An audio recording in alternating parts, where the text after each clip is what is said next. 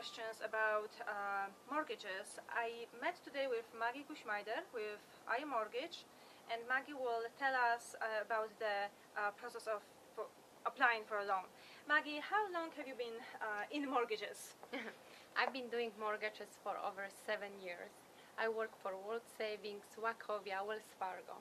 Currently, I've been working for iMortgage. It's a direct lender here in Scottsdale.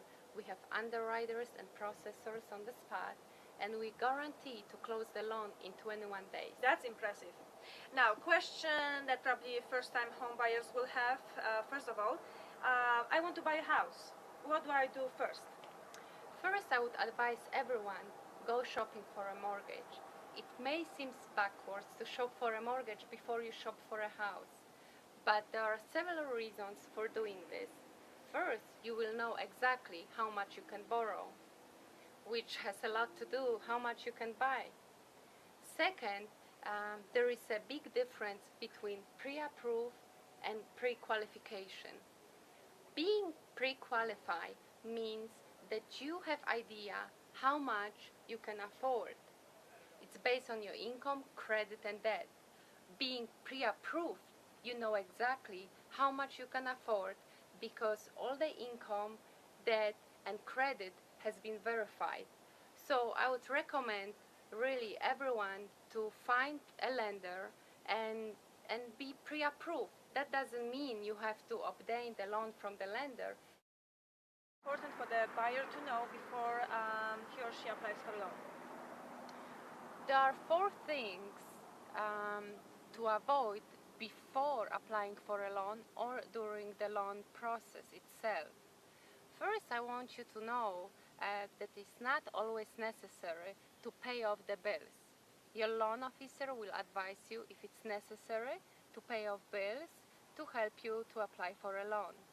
Also, he advises you, he gives you the best way of paying the bills so they can have a proof of paying the bills off. We had this client who was thinking that if he pays off his credit cards, he will have more chance to buy a more expensive home. And probably a higher FICO score? Yes. So what happened, he paid off his credit cards. Not only he paid off his credit cards, he closed the credit card. And then come to me, we checked the credit, and he discovered that his FICO score before was 660 and went below 620, which means now he needs another few months to wait to improve his FICO score because he cannot qualify to buy any house. So it's really not necessary to pay off credit cards or close the credit cards. It's important to talk to the loan officer, and the loan officer will advise. Another thing is, if it's possible, do not change the job. Changing a job during the loan process can really destroy the entire process, especially if someone is changing the job to completely different field. The lender want to see at least 2 years work history, unless there is a college graduate or retired person. Another thing to remember is do not make major purchases.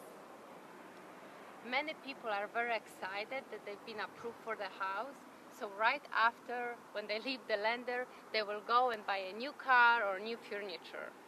They need to know that the lender might check the credit right before the closing. If the lender discovers an additional debt on the credit, the entire process can fall apart and the buyer will not be able to buy a house. Because a lot depends on the underwriter who reviews all the paperwork just before closing, and they can deny the loan. Yes, at the last moment. The last thing, do not move your money. It's very important to keep your money at the same account. Lenders will review 2 last bank statements. They will review each transaction and look for large deposits.